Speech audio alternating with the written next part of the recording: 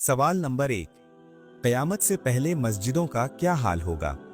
जवाब है, अहादीस में आता है कि क़यामत के करीब लोग मस्जिदों की सजावट पर फख्र करेंगे, लेकिन हिदायत, खुशू और अमल में कमी हो जाएगी।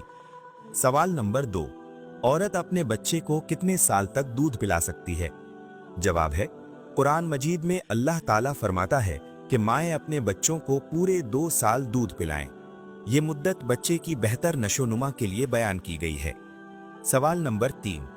फरिश्तों ने किस कौम को डराने के लिए उनके सरों पर पहाड़ खड़ा कर दिया था?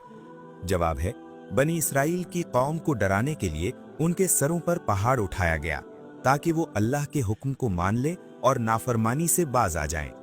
सवाल नंबर 4। हजरत ज़करिया अलैहिस्सलाम ने किस चीज को देखकर औलाद की दुआ मांगी? जवाब है, हजरत ज़करिया अलैहिस्सलाम ने हजरत मरियम अलैहिस्सलाम के पास बेमौसम फल देखे तो अल्लाह की कुदरत पर यकीन करते हुए औलाद की दुआ मांगी। सवाल नंबर 5। दुनिया का सबसे पहला काफिर कौन था? जवाब है, इब्लीस को सबसे पहला काफिर कहा जाता है क्योंकि उसने अल्लाह के हुक्म का इनकार किया और तकब्बुर किया। सवाल नंबर 6। बदन से ज्यादा बदबू आना किस चीज की निशानी है? जवाब है, उलमा के मुताबिक बदन से शदीद बदबू आना हराम खाने की अलामत भी हो सकता है, क्योंकि हराम ग़िज़ा इंसान के जिस्म और रूह दोनों पर असर डालती है। सवाल नंबर 7। कुरान पाक की सूरह कौसर किस वजह से नाजिल फरमाई गई? जवाब है, सूरह कौसर नबी करीम सल्लल्लाहु अलैहि वसल्लम को तसल्ली देने के लिए नाजिल हुई जब कुफ़ार ने हजरत कासिम रज़ी अल्लाह ताला अन्हो के इंतकाल पर ताना दिया। सवाल नंबर 8। दज्जाल सबसे पहले कौन सा दावा करेगा? जवाब है, रिवायात के मुताबिक दज्जाल सबसे पहले खुदाई का दावा करेगा और लोगों को गुमराह करने की कोशिश करेगा।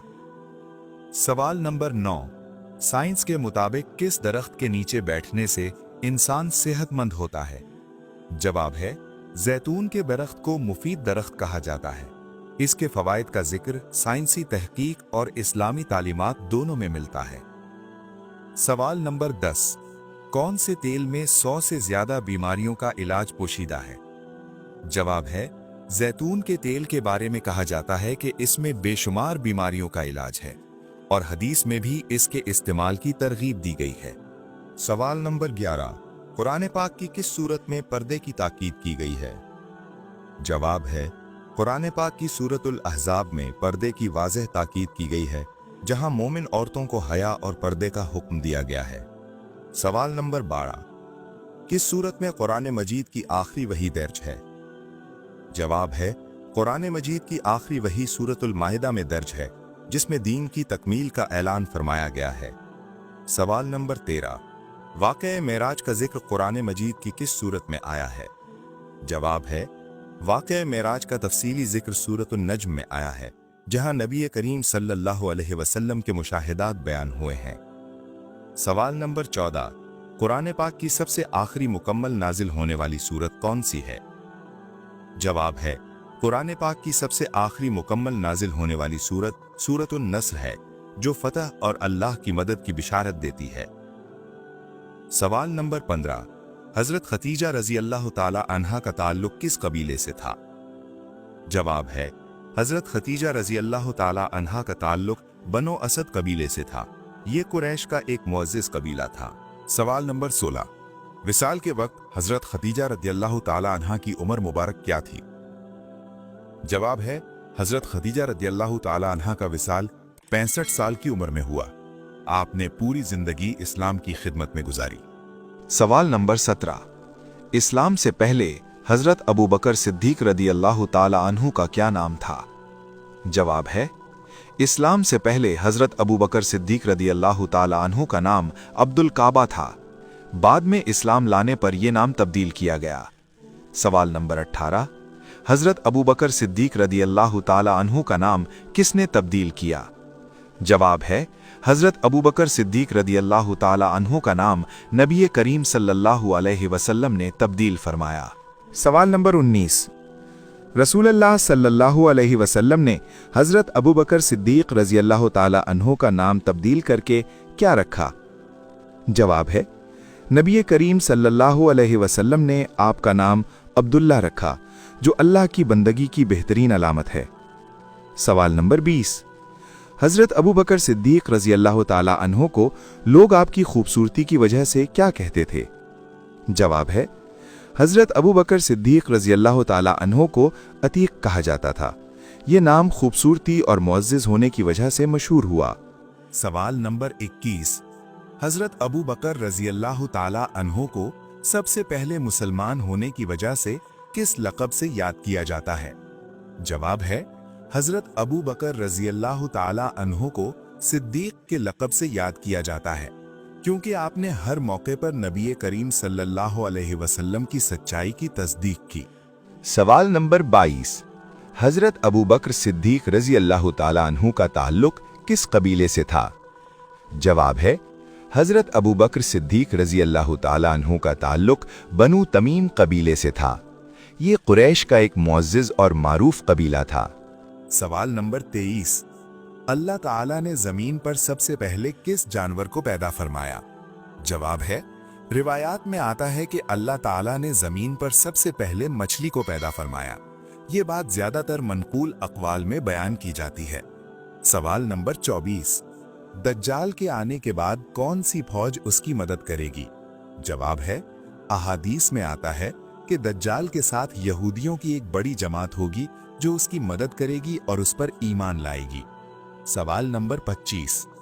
कुरान मजीद में किस सहाबी का नाम आया है? जवाब है, कुरान मजीद में हजरत ज़ैद बिन हारिसा रजी अल्लाह ताला अन्हु का नाम आया है। ये वाहिद सहाबी हैं जिनका नाम कुरान में सराहत के साथ जिक्र हुआ है। सवाल नंबर 31। सबसे पहले किस मखलूक ने खाना काबा का तवाफ किया? जवाब है, रिवायात में आता है कि सबसे पहले फरिश्तों ने खाना काबा का तवाफ किया, बाद में इंसानों को भी अल्लाह ताला ने इस इबादत का हुक्म दिया। सवाल नंबर 32। किस गुनाह की वजह से जमीन पर पहला ज़लज़ला आया था? जवाब है, रिवायात के मुताबिक हाबील के कत्ल के बाद जमीन पर पहला ज़लज़ला आया। ये वाक़या इंसान के पहले बड़े गुनाह की निशानी समझा जाता है। सवाल नंबर 33। दुनिया में सबसे पहला कत्ल किस वजह से हुआ था?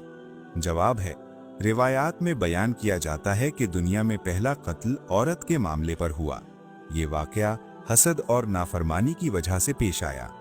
सवाल नंबर 34। सबसे पहले किस नबी को जन्नती लिबास पहनाया जाएगा?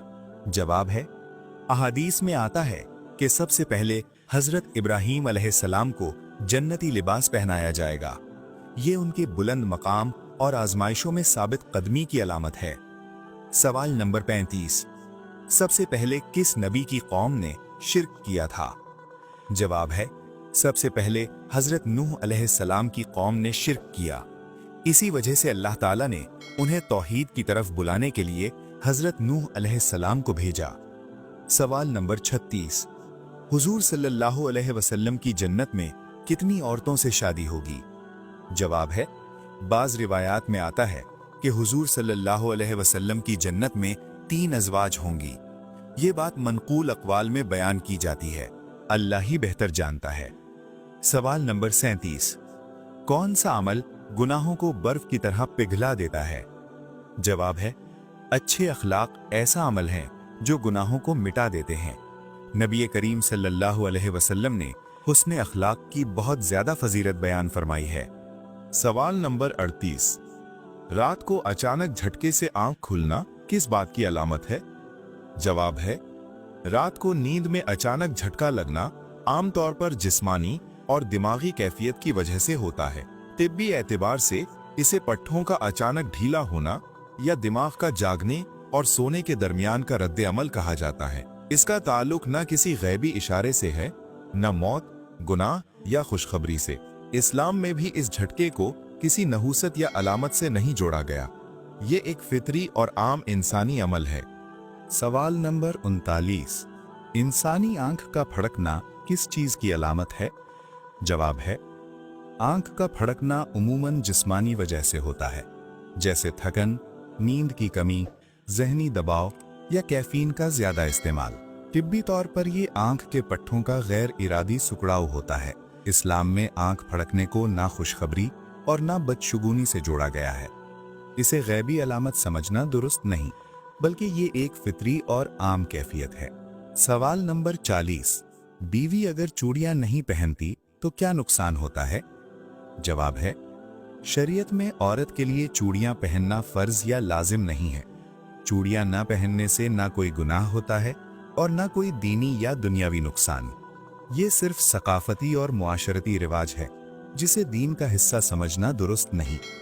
इस्लाम में असल अहमियत नीयत, किरदार और शरई हुदूद की पाबंदी की है, न कि जेवर की। अगर आप ये वीडियो हमारे फेसबुक पेज पर देख रहे हैं तो हमारे यूट्यूब चैनल ईसा वॉइस को भी जरूर सब्सक्राइब करें। लिंक बायो में मौजूद है। अगर आपको इस तरह की मजीद इस्लामी मालूमाती, सवाल जवाब और दीनी वीडियोस पसंद हैं तो अभी ईसा वॉइस को सब्सक्राइब करें और इल्म दीन को दूसरों तक पहुंचाएं।